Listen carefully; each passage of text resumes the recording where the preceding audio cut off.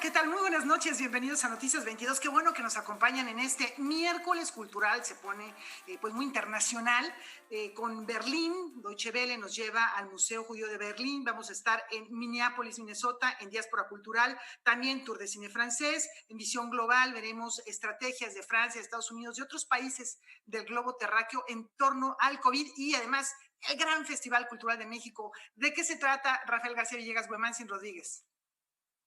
¿Qué tal, Laura? ¿Qué tal, amigos de Canal 22? Así es, hoy arrancó el Festival Internacional Cervantino. De hecho, en estos momentos está una de sus actividades en vivo vía streaming. Y bueno, les vamos a dar más detalles, ¿no, Rafael?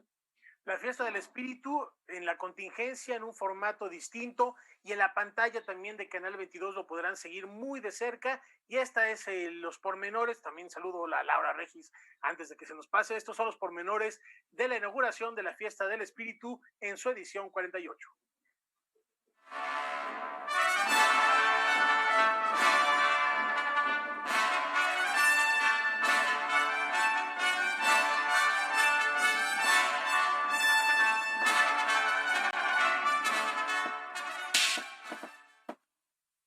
Con la misión de servir como una vía para renacer y reencontrarnos en comunidad a través de la cultura, dio inicio la 48ª edición del Festival Internacional Cervantino, que este año se lleva a cabo de forma completamente digital del 14 al 18 de octubre. En la ceremonia de inauguración, el gobernador de Guanajuato, Diego Sinúe Rodríguez, abrió el telón del festival que se reinventa para cuidar la salud de artistas, organizadores y espectadores. Desde esta hermosa ciudad de Guanajuato capital, Patrimonio Cultural de la Humanidad, y desde este recinto inigualable que es el Teatro Juárez, hoy abrimos el telón de esta gran fiesta del espíritu humano. Yo los invito a vivir a distancia, pero intensamente, esta histórica edición de nuestro festival. Este año el Cervantino contará con 825 artistas nacionales e internacionales que representan lo mejor del teatro, la música, la danza, el cine, la literatura y la música, entre otras expresiones artísticas. Pero el ahínco y el amor a este festival, el profesionalismo de todos, nos permitió seguir con esta edición 2020 de un festival que por muchas razones será inolvidable. Serán 5 días de transmisión que contemplan más de 50 actividades artísticas escénicas con la participación de 13 países. La programación completa será transmitida a través del sitio web y redes sociales del Cervantino y la plataforma Contigo en la Distancia de la Secretaría de Cultura, además de encontrar salida por más de 100 plataformas de medios públicos. Es la primera vez que el 100% de la oferta estará disponible en plataformas digitales y medios públicos completamente gratis, lo que permitirá llegar a los hogares de todos los mexicanos dentro y fuera de nuestro país. El comité organizador reconoció con la presea cervantina a las heroínas y héroes del sector salud del estado de Guanajuato que han hecho frente al COVID-19. Para ello se eligió en su representación al director del Hospital General de Silao, Alfonso Delgado Vargas. El personal de salud merece todo nuestro respeto y nuestro reconocimiento. Por ello, es también un honor que la presea cervantina sea para el doctor Alfonso Delgado Vargas, por su gran labor en la atención a la población ante la pandemia por COVID-19. Lo mejor del Festival Internacional Cervantino se transmitirá a través de la señal del Canal 22, el canal cultural de México. Noticias 22, Omar Vera. Bien, y como saben, el festival no es presencial, es a través de las diferentes plataformas disponibles por internet. Así es que vamos a conocer a continuación a Tom Park, quienes transmiten desde España el espectáculo Reciclar the School. Diversos recursos escénicos para concientizar a la infancia sobre el consumo y la responsabilidad medioambiental son abordados en Reciclar the School, de la compañía Tumpac, fundada en 2003, que se presenta por primera vez en el Festival Internacional Cervantino. Bueno, yo lo resumo muchas veces para definirlo. Digo que es no sé si decir que es un espectáculo taller o un taller espectáculo. Es decir, es un show donde combinamos las artes escénicas con la música, pero con un trasfondo didáctico, ¿no? Y pedagógico. Que lo que pretendemos es pasarlo bien, divertirnos, hacer que la gente, los niños y las niñas lo pasen bien y disfruten, que participen y reflexionar de una manera así conjunta con las herramientas que nos permite el arte pues sobre el problema medioambiental. El emblemático montaje de la compañía busca estimular la imaginación infantil desde diversas perspectivas y está fundado en un concepto que ellos denominan didáctica invisible. Realmente siempre trabajamos, nosotros llamamos la didáctica invisible, es decir, nosotros trabajamos las 3 R's, reducir, reutilizar y reciclar. Nosotros hacemos una analogía a ver qué se parece esto a la música, ¿no? Que en principio no tiene nada que ver. Ese es el planteamiento del show que nosotros comentamos, ¿no? Pero más allá y más importante de todo esto, la didáctica invisible es de lo que no se habla, pero se ve, ¿no? Se percibe, ¿no? ¿Y qué es? Que nosotros no nos hemos gastado nada de dinero, ni hemos necesitado nada, lo único que hemos cogido cosas, perdón, que hemos agarrado cosas que teníamos a nuestro alrededor y de repente parece que cobran vida.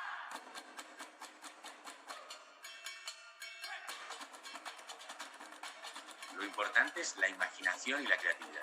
Creo que ese mensaje debería estar más presente en la educación, ¿no?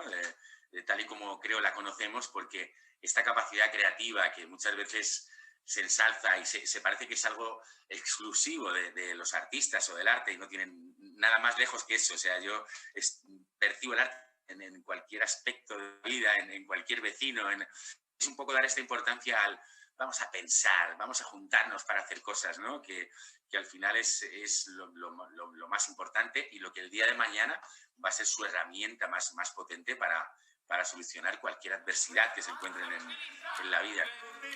Reciclar to School se presentará en línea en una transmisión digital desde España el jueves 15 de octubre a las 11 horas en el sitio electrónico del Festival Internacional Cervantino. Noticias 22, Víctor Gaspar.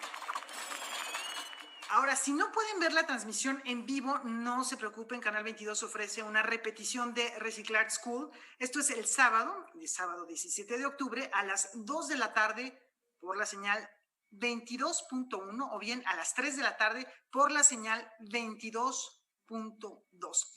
Y bueno, tras la inauguración, el ensamble de música barroca Capella Guanajuatensis presentó un concierto dedicado a la música francesa del siglo XVIII. Wemansin platicó con ellos.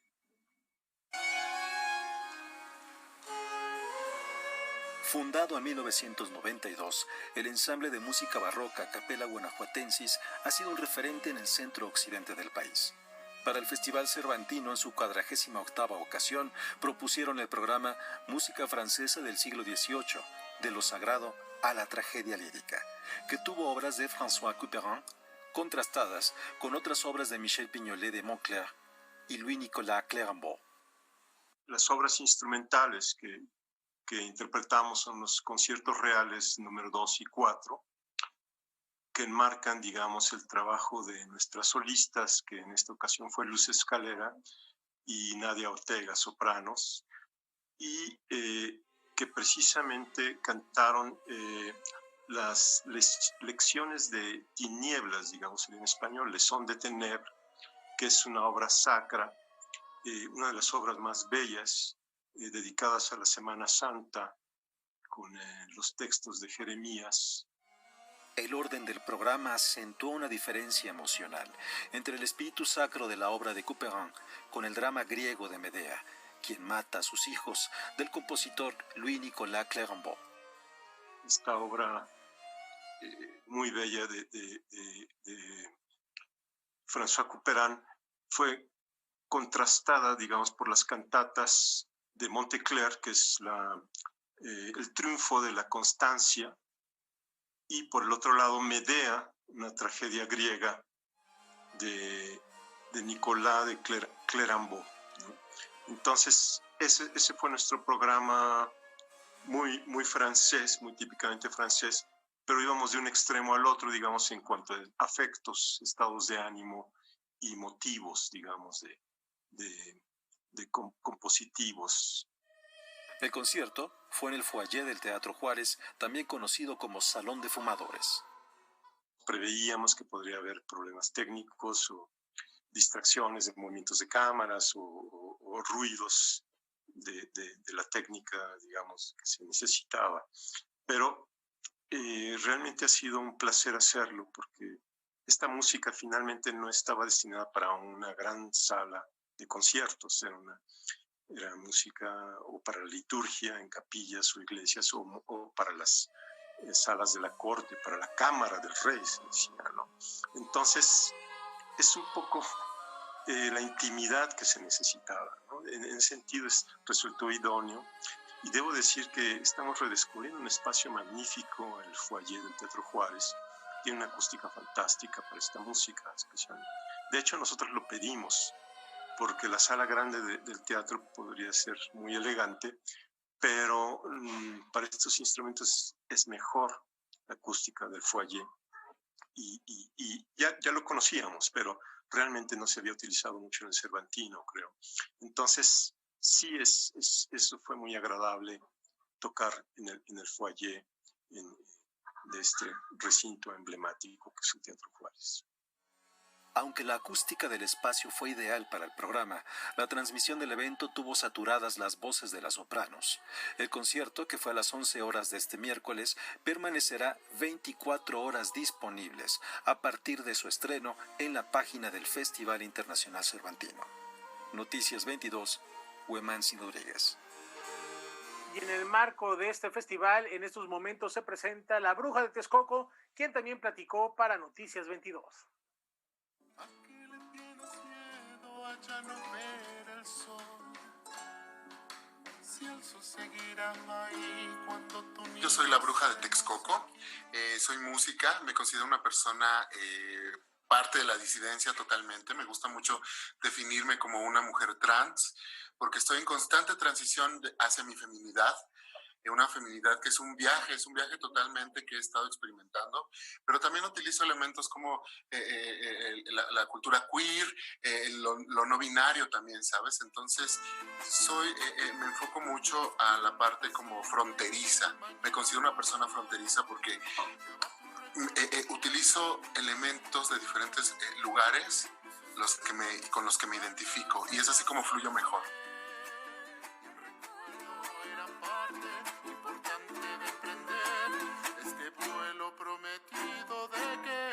Utilizo elementos de música precolombina, música latinoamericana también, y elementos de música clásica. Entonces, lo mismo, o sea, también para identificar mi música, no tengo una etiqueta, mi música es cómo yo me percibo ante la gente y cómo yo percibo mi entorno a través de la música.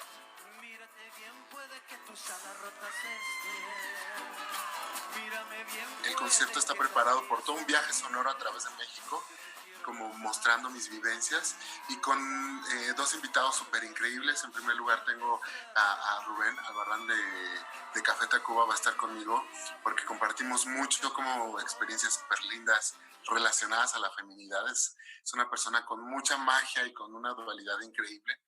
También va a estar el ballet, la compañía de danza México de Colores. Es una compañía de bailarines profesionales que se travisten y bailan folclore mexicano, travestidos de mujer con indumentarias tradicionales mexicanas.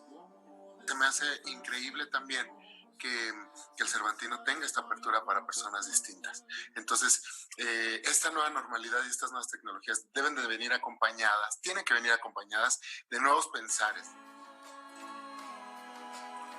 Bueno, entienden, esto es lo que está ocurriendo exactamente en este momento en vivo. Lo pueden seguir por la señal de Canal 22.2, también por la plataforma del Festival Internacional Cervantino, en donde el concierto a partir del momento en el que empieza estará alojado en esta plataforma 24 horas, así que podrá consultarlo en algún otro momento. Y recuerde que tendremos mucho más del festival en estos días. Es un festival corto, comienza hoy y acaba el próximo domingo.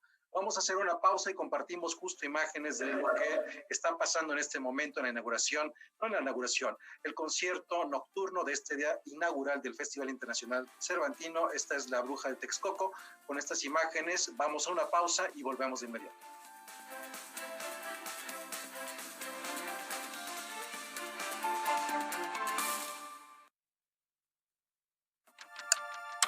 Este 2020 nos mostró que cuando no podemos decidir, todo pierde sentido. No decidimos cuándo salir, qué hacer, a quién ver, ni siquiera cómo vestirnos. Pero también nos recordó que ante cualquier crisis, sumarnos y ver por los demás le devuelve el sentido a todo. Por eso, este 2021, para decidir, juntos y juntas organizamos las próximas elecciones de la Ciudad de México. Los mexicanos somos como las montañas de nuestro país. Nos levantamos sobre la tierra cuando parece que no hay camino. Como los ríos, somos una corriente que nada ni nadie puede detener. Y como los volcanes, tenemos el corazón de fuego. Por eso, cuando el mal tiempo pase, seguiremos de pie, demostrando las veces que sean necesarias que nada nos detiene. Gobierno de México.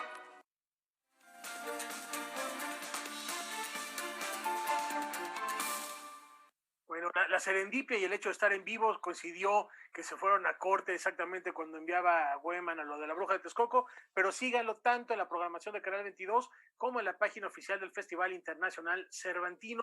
Y ahora nos vamos a recorrer el mundo como todos los miércoles. Lo hacemos tras las huellas de los creadores de la cultura, de los artistas de nuestro país en diáspora cultural.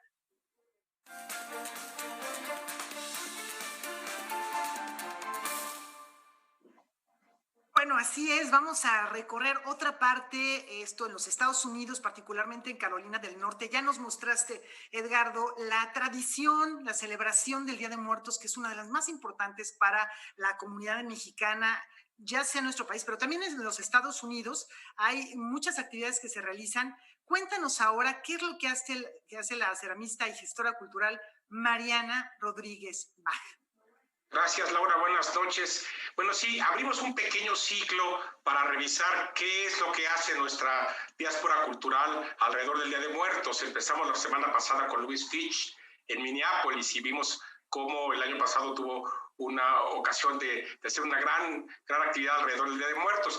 Fíjate, Laura, que pensándolo bien, en estas semanas previas al Día de Muertos, pues hay cientos de mexicanos alrededor del mundo organizándose para celebrar de mil maneras que ya es una aportación de México a la tradición cultural mundial, ¿no?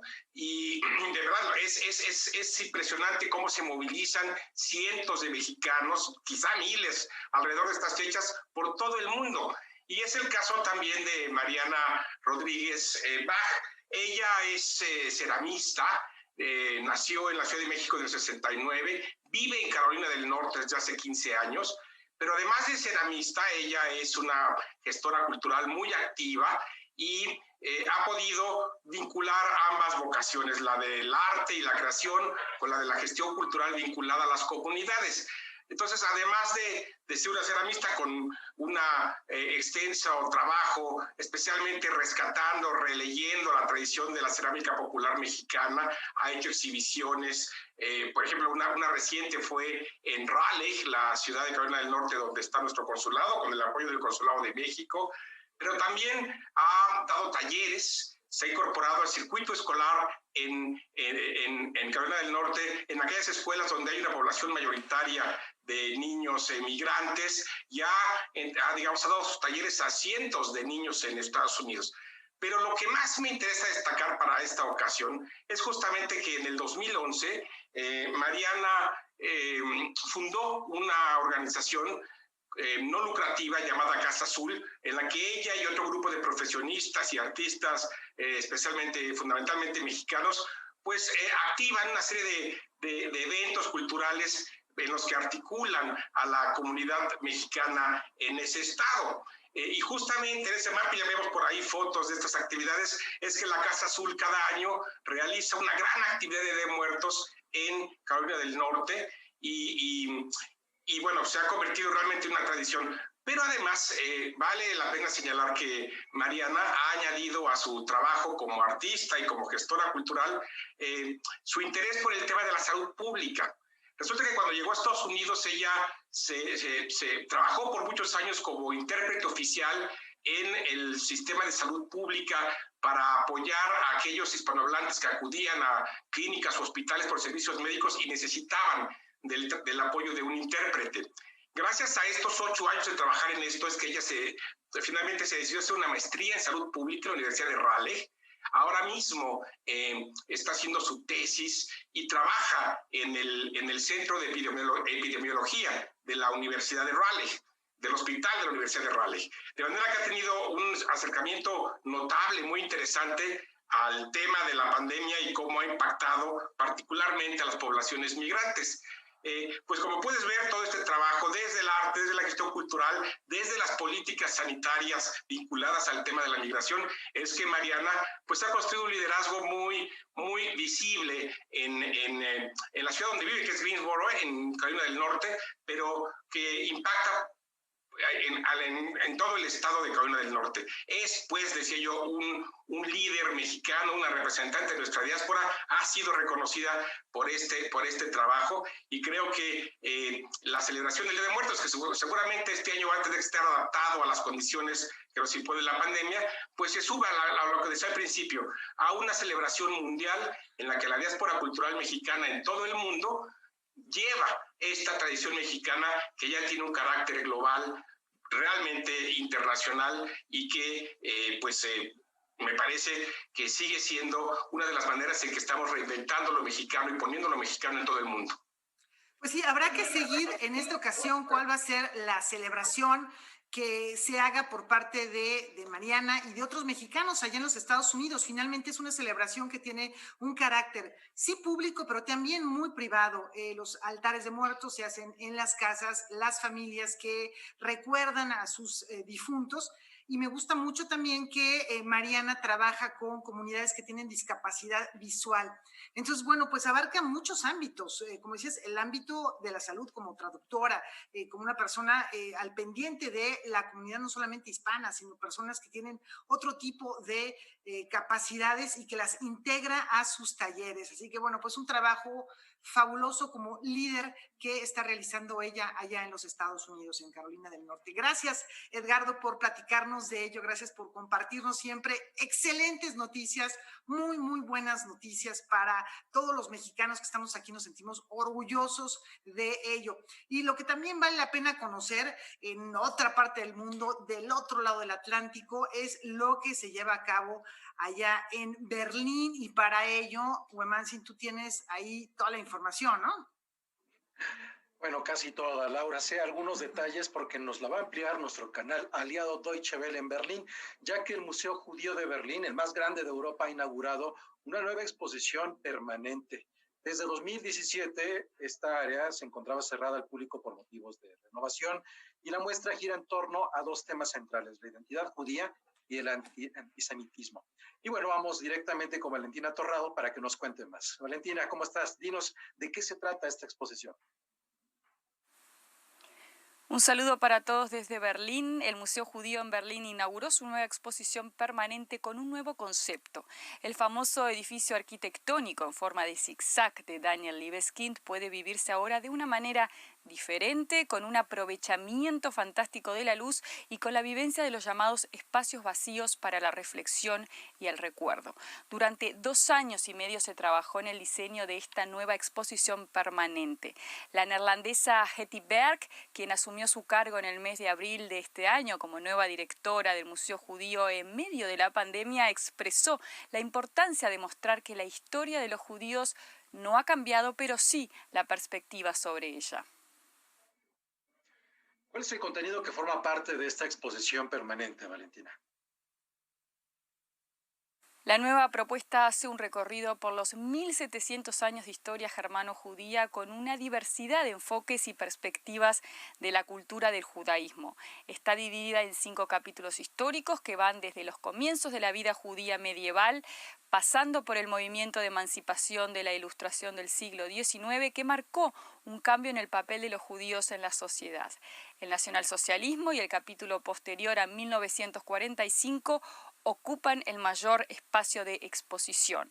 Aquí el foco está en temas como la restitución y las reparaciones, como también la relación con Israel. A todo el enfoque histórico se le añade la participación de las voces judías contemporáneas con distintas visiones representadas por una serie de obras de artistas contemporáneos. Un ejemplo es una videoinstalación que a través de varios monitores se muestran a distintas personas judías en Alemania contando sus historias de vida. Con relación a la exposición permanente anterior, ¿qué es lo que ofrece esta nueva exposición? Esta nueva gran exposición permanente presenta la riqueza de la propia colección del museo con más fuerza que antes, a través de propuestas expositivas innovativas en forma de películas animadas, vitrinas con diseños originales, para mostrar los objetos históricos, grandes instalaciones visuales y de sonido junto con proyecciones de alta calidad, grandes áreas con islas multimedia para fines didácticos, entre otras. El nuevo concepto escenográfico de la muestra estuvo a cargo del renombrado estudio de diseño de exposiciones berlinés Geweiz. Lo cierto es que una muestra de esta magnitud requiere de más de una visita para poder disfrutar de todo el contenido disponible. Fue un gusto haber compartido estos minutos con ustedes. Nos vemos la próxima semana desde Berlín. Valentina Torrado de DW. Muchas gracias, Valentina. Dentro de una semana nos vemos de nueva cuenta. ¿Y qué les parece si ahora tomamos un tren ahí en Berlín y nos vamos hacia el sur, directamente a una capital artística, Viena? ¿Cómo ves, Rafael? Me encanta la idea. Son 8 horas aproximadamente, 800 kilómetros los que separan ambas ciudades, y mañana el Museo Etnográfico de Viena, allá en Austria, inaugurará la exposición Aztecas. Ya les habíamos platicado de esta importante exhibición, una colección con más de 200 piezas arqueológicas seleccionadas que dan cuenta de esa riqueza cultural prehispánica. Nivada presenta. Luego de su estancia en la ciudad alemana de Stuttgart, donde fue admirada por más de 60,000 visitantes, la magna exposición Aztecas llega a Austria para mostrar la riqueza cultural, sofisticada cosmovisión y compleja organización social que hizo del Imperio Mexica el más importante de Mesoamérica. Durante 6 meses, el Museo Etnográfico de Viena albergará más de 200 piezas arqueológicas, algunas de ellas obras maestras del arte azteca, provenientes de acervos europeos y mexicanos, en particular de los Museos Nacional de Antropología y del Templo Mayor, que de manera conjunta aportan 125 piezas. A través de la confluencia y de la reunión de estas colecciones, pues se ha estructurado realmente un discurso notable que, como les comento, va del contexto del universo mexica hacia, pues hasta el corazón, digamos, del recinto sagrado y pues de la cosmogonía mexica. Y tenemos, por ejemplo, a Xilonen, la diosa del maíz, que viene del Museo Nacional de Antropología y pues habla de la nutrición, de los ciclos del calendario. Tenemos a una Chicomecoatl, por ejemplo, también, del Museo Nacional de Antropología, una Chalchitlicue, un bracero Chalchitlicue, faldas de jade, ¿no? la hermana de Tlaloc, también del Museo Nacional de Antropología, algunos moldes de figurillas también que ilustran los procesos de producción, en específico una figurilla de Bruselas que viene a la exposición, y yo te diría que un lugar muy, muy importante lo ocupa una cabeza de águila también del Museo de Arte e Historia de Bruselas. Entonces, como ves, pues es un universo donde confluyen una diversidad de instituciones, pero es un universo muy, muy, muy diverso en su expresividad y en sus valores plásticos y simbólicos e históricos respecto a la cultura mexica.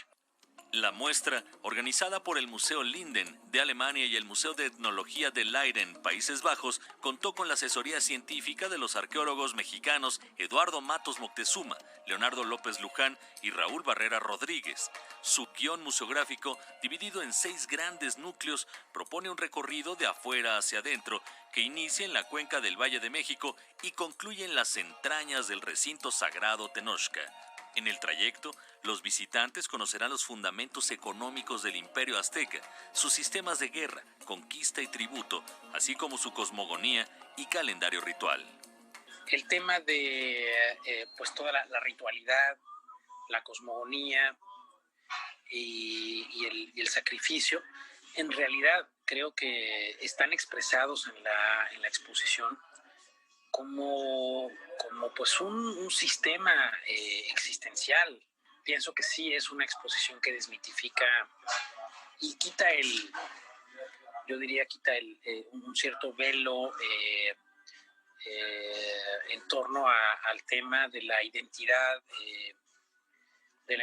guerrera y de la identidad que tiene que ver con el sacrificio ritual en la cultura mexica, y coloca este aspecto pues como una característica que tenía que ver con un contexto precisamente cosmogónico muy profundo. La exposición Aztecas será inaugurada mañana en el Museo Etnográfico de Viena y podrá ser visitada hasta el 13 de abril de 2021. Posteriormente, viajará al Museo de Etnología de Leiden, Países Bajos, donde concluirá su viaje por el viejo continente en el marco de los 500 años de la caída de la Gran Tenochtitlan. Con información y texto de César H. Meléndez, Óscar Helguera, Noticias 22. Oigan, pues qué ganas de estar allá, qué maravillosa exposición. Ya vieron quiénes fueron los asesores, de verdad, de primer nivel.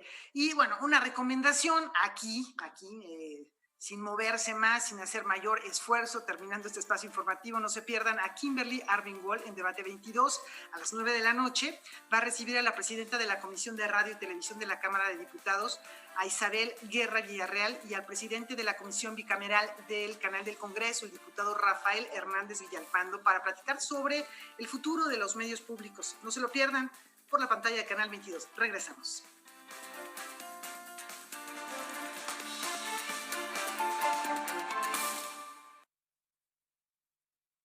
Mi papá ya estaba tendido en una cama a causa de la cirrosis hepática. Tomaba mucho. Cuando mi padre murió, ya nada más se incorporó y vomitó un pedazo de sangre, que se acostó y murió. Mi hermano Martín murió a causa de las drogas y el alcoholismo. No te tenías que morir, primero mi papá y luego tú. Resultado del alcohol me quitó a las personas que más amé en la vida, las hizo sufrir. El mundo de las drogas no es un lugar feliz. Busca la línea de la vida, 800-911-2000. El trabajo de él de recuperarla, de convertirlo otra vez en un fenómeno de interés para la sociedad local es realmente encomiable. Por 40 años, Juan Meléndez ha guiado el movimiento jaranero, siendo una notable aportación al desarrollo cultural de la región. Nunca pensé que nos darían el premio nacional. El Capitán del Sur, del director Jaime Cruz. Estreno, jueves, 20:30 horas.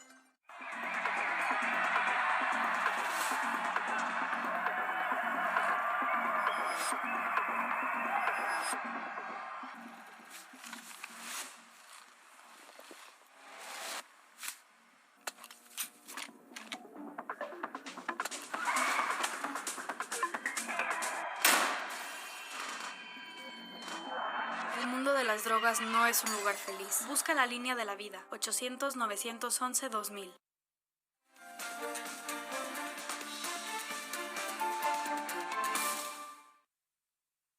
Continuamos aquí en Noticias 22. Ahora vamos con algo de cine. Manolo Caro regresa con una nueva producción, ahora en Netflix, ambientada en la dictadura militar española de Francisco Franco. Vamos a ver de qué se trata. Fiel a su estilo, el cineasta Manolo Caro estrena la serie Alguien tiene que morir, ambientada en España durante la dictadura militar de Francisco Franco. El director de teatro y cine toca temas que han estado presentes a lo largo de toda su filmografía, como las relaciones tortuosas, los amores imposibles, la represión sexual y el retrato de una sociedad conservadora. Entonces imagínate que eso sucedió en 1954, pero cuántas cosas no suceden hoy alrededor del mundo que también te censuran y que hay que hablar de ello para darle visibilidad y para que no vuelva a ocurrir. Hijo mío. Cuando Gabino regresa a casa después de una larga temporada en México, acompañado por Lázaro, un talentoso bailarín de ballet, se encienden las alarmas. La homosexualidad en España de Franco se pagaba con cárcel o la muerte, sin mencionar el escarnio público y las torturas. Los personajes femeninos se convierten en el motor de la historia. Carmen Maura es una abuela manipuladora. Esther Espósito interpreta a Cayetana, la prometida de Gabino, y Cecilia Suárez encarna a Mina, una esposa abnegada que hará hasta lo imposible por defender a su hijo. Ahora que veo la serie entiendo que hay una cosa debajo de eso que es importante, ¿no? Que es como un marco social te hace borrar casi al completo parte de tu identidad.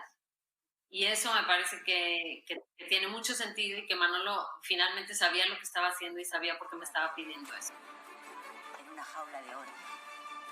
Aunque no profundiza, la serie critica temas como la discriminación racial, la persecución ideológica y el machismo. Tanto que ha sucedido esto, ¿no? Y ser una sociedad donde de repente se creía la superioridad del hombre frente a la mujer. Largo de aquí. Sé que se ha avanzado mucho, pero todavía queda mucho terreno que conquistar. Sé que en México tienen un problema bien serio en ese sentido en cuanto a la violencia machista, digamos. Alguien tiene que morir es la segunda serie que el director Manolo Caro desarrolla para la plataforma de Netflix, solo que a diferencia de La Casa de las Flores, aquí deja de lado la comedia para centrarse en el drama. Noticias 22, Julio López. Que gane el mejor. Y ya en terrenos del séptimo arte les platicamos que Úrsula Pruneda, Yalitza Aparicio y Matías Meyer son los invitados en la próxima sesión de Jueves de Cine en Casa Buñuel, que se llevará a cabo, por supuesto, mañana a las 6 de la tarde. ¿Qué hace a un actor? Bajo esta pregunta se desarrolla la próxima sesión de Jueves de Cine en Casa Buñuel, que tiene como invitadas especiales a las actrices Úrsula Pruneda y Yalitza Aparicio y al cineasta Matías Meyer. Es un tema que me apasiona porque en efecto, ¿qué te hace actuar? ¿Qué te hace ser actor? ¿Podrías tú mismo ser actor? Yo pienso que sí, ¿sabes?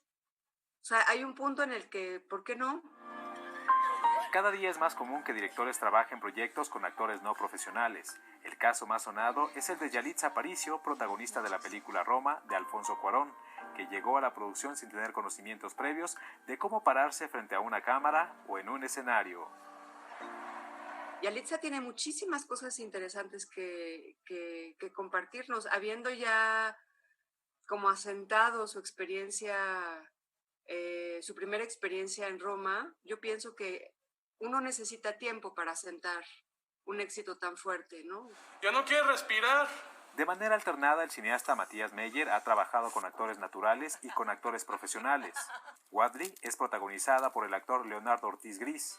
Luego vino El Calambre, Los Últimos Cristeros y Yo, todas interpretadas por actores no profesionales. Nada, te quería decir que te extraño. Hoy quiero hablarles de cómo decidimos. Su última película, Amores Modernos, cuenta con la participación de Leonardo Ortiz Gris, Andrés Almeida y Ludvika Paleta. Matías y yo, por otro lado, tenemos esta conversación abierta desde hace muchísimos años, porque Matías es un director que durante mucho tiempo trabajó con no actores. Le tenía miedo a los actores. Esa es la verdad. Y él lo sabe, y él y yo lo hemos platicado. Todo sigue igual. La charla se realizará este jueves 15 de octubre a las 18 horas a través del canal de YouTube culturaendirecto.unam. Noticias 22, Julio López. Bueno, ya hemos platicado acerca de el conjunto de las 7 películas que conforman el Tour de Cine Francés, que está muy buena, siempre hay diversidad, siempre hay comedia, drama, en fin. Hoy vamos a revisar ya con mayor detalle una de las películas que conforman este circuito cinematográfico. Está muy bien, hablando hace un ratito de los actores naturales, de los actores. Ya van a ver por qué lo menciono. Esta es una idea muy original, un guión muy original. Se llama La Última Vida de Simón. Es la ópera prima de Leo Carman. Francia produce lo que más consume, comedias románticas. Comercialmente es una apuesta razonable, sin embargo evita que otro tipo de películas se filmen. Leo Carman debuta como director con La Última Vida de Simón, un largometraje con tintes de ciencia ficción que tardó casi una década en concretar. Je m'appelle Simon. Je suis du foyer. ¿Tes parents, ils sont morts? Je sais pas. Pero digamos que una vez que nos dieron los medios para narrar esta historia, ya nos dieron libertad.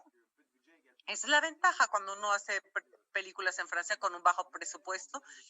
Uno tiene libertad. Pude contratar a los actores y al equipo que yo quería.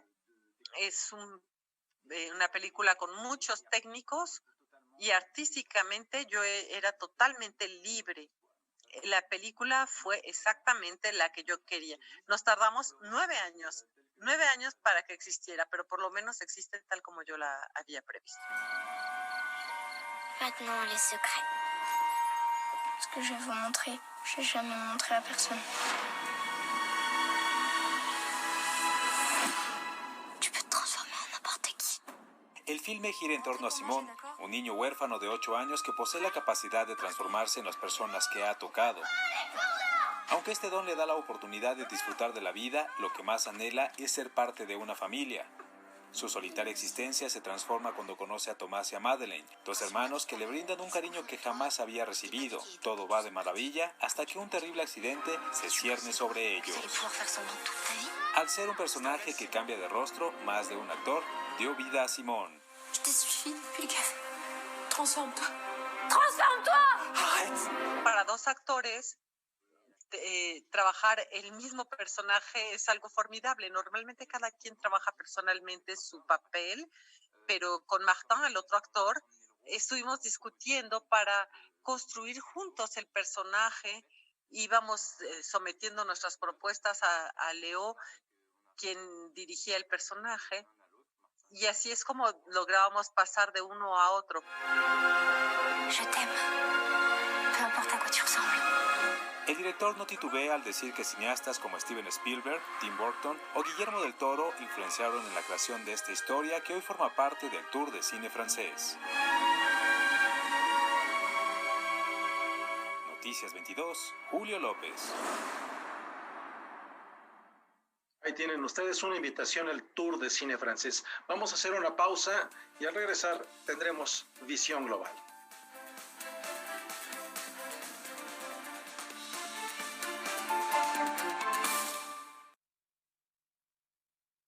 Mi papá ya estaba tendido en una cama a causa de la cirrosis hepática. Tomaba mucho. Cuando mi padre murió, ya nada más se incorporó y vomitó un pedazo de sangre, se ajustó y murió. Mi hermano Martín murió a causa de las drogas y el alcoholismo. No te tenías que morir, primero mi papá y luego tú. Resultado del alcohol me quitó a las personas que más amé en la vida, las hizo sufrir. El mundo de las drogas no es un lugar feliz. Busca la línea de la vida, 800-911-2000. Docs MX presenta Especiales, Reto Docs MX, Miradas México. Gallina Vieja hace buen caldo, del director Miguel Cruz.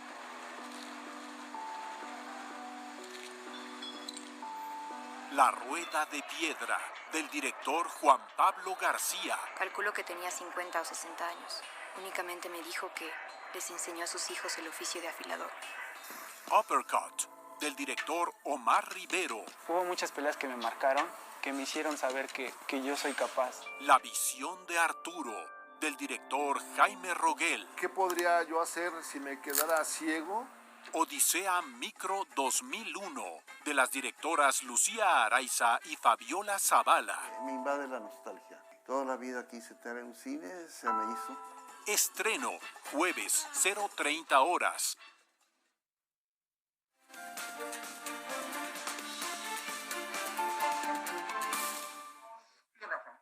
Esta noche hacemos un recorrido por el mundo de la mano de la doctora Eliana Rodríguez Santibáñez para reflexionar sobre un tema fundamental, más allá de crisis económicas, más allá de competencias políticas, para ver quién tiene primero una vacuna que funcione. La pandemia sigue vigente y repunta en todo el mundo. Esto y mucho más en Visión Global.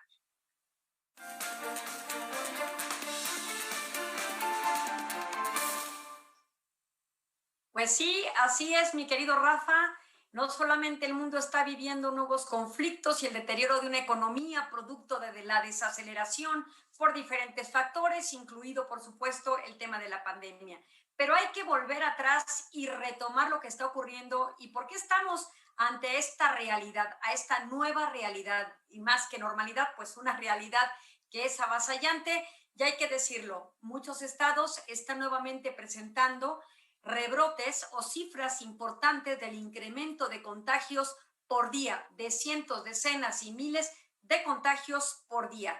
En los últimos días hemos observado y escuchado con atención entrevistas, no necesariamente informes por parte de presidentes, sino también son estos líderes los que han tratado de mantener y llamar a la población a la calma mediante un diálogo franco a través de un formato de entrevistas, como lo hizo el propio presidente Macron recientemente, donde da 2 entrevistas que se fueron televisando tanto en un canal público como en un canal privado, para llamar a los ciudadanos franceses a la solidaridad ante la pandemia por COVID-19.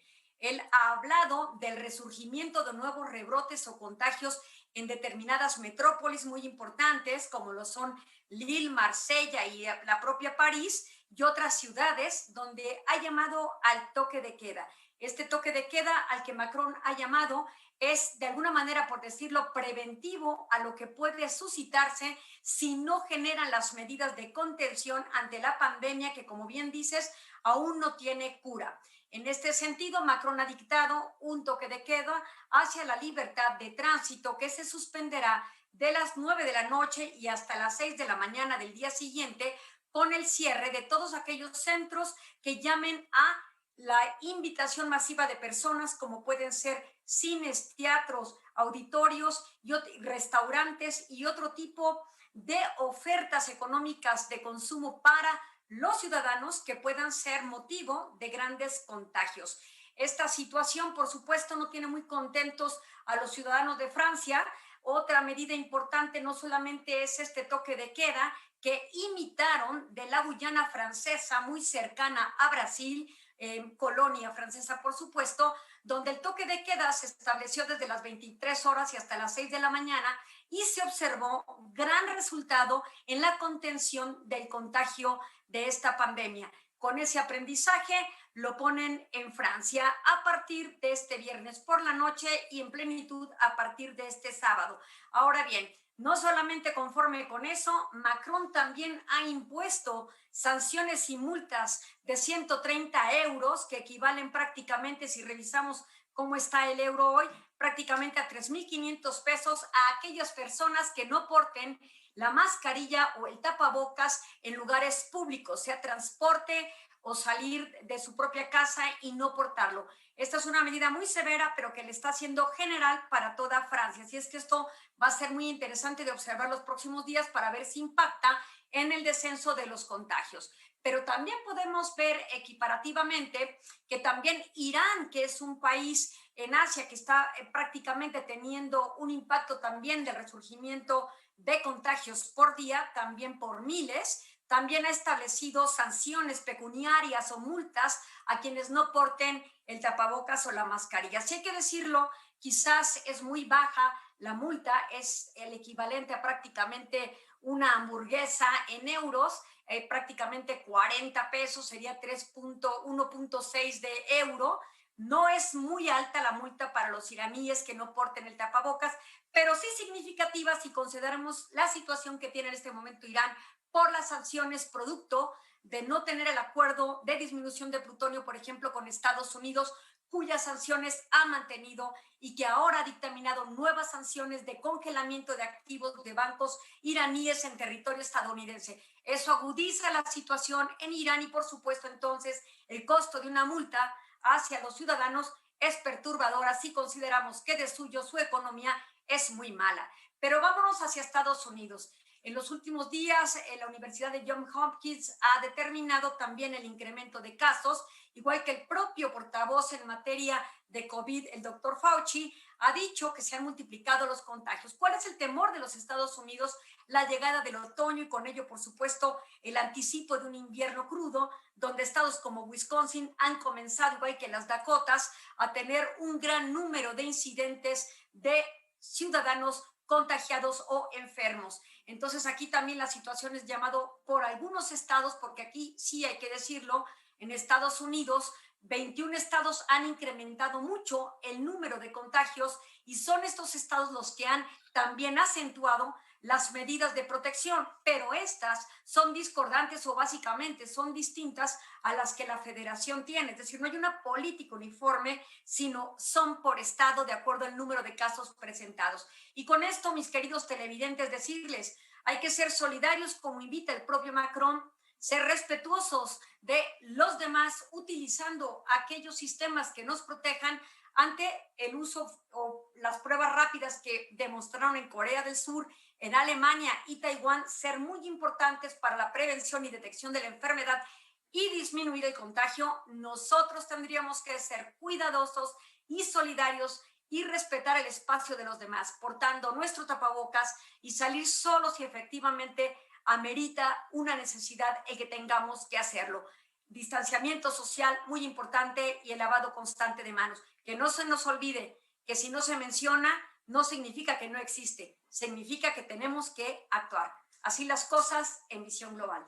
Y esto, mi querida Eliana, va para largo y es muy importante enfatizarlo y vamos a decirlo como el refrán popular lo marca: cuando veas las barbas de tu vecino cortar, pon las tuyas a remojar. Esperemos que en México no se llegue a tener que aplicar sanciones como estas multas, siempre y cuando la ciudadanía se comprometa, nos comprometamos como sociedad para precisamente cumplir todas estas normas y evitar que se siga propagando el virus, porque esto, insistimos, todavía no acaba. Laura Weber. Sí, efectivamente. Muchas gracias por esto que nos estás diciendo, Ileana. Yo creo que tenemos que tomarlo como ejemplo. Me parece muy bien lo que dice Rafa. Nosotros no podemos bajar la guardia. Es correcto.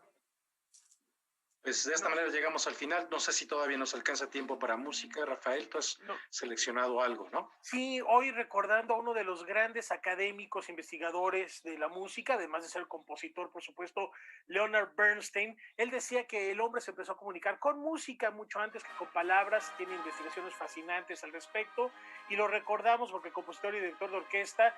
Se partió hace 30 años de este plano material, pero su legado sigue vivo. Él encontró ese vínculo entre la música clásica y la música popular con cuestiones como la opereta cómica Cándido, West Side Story, y los dejamos con su música y este recuerdo. Muchas gracias. Buenas noches.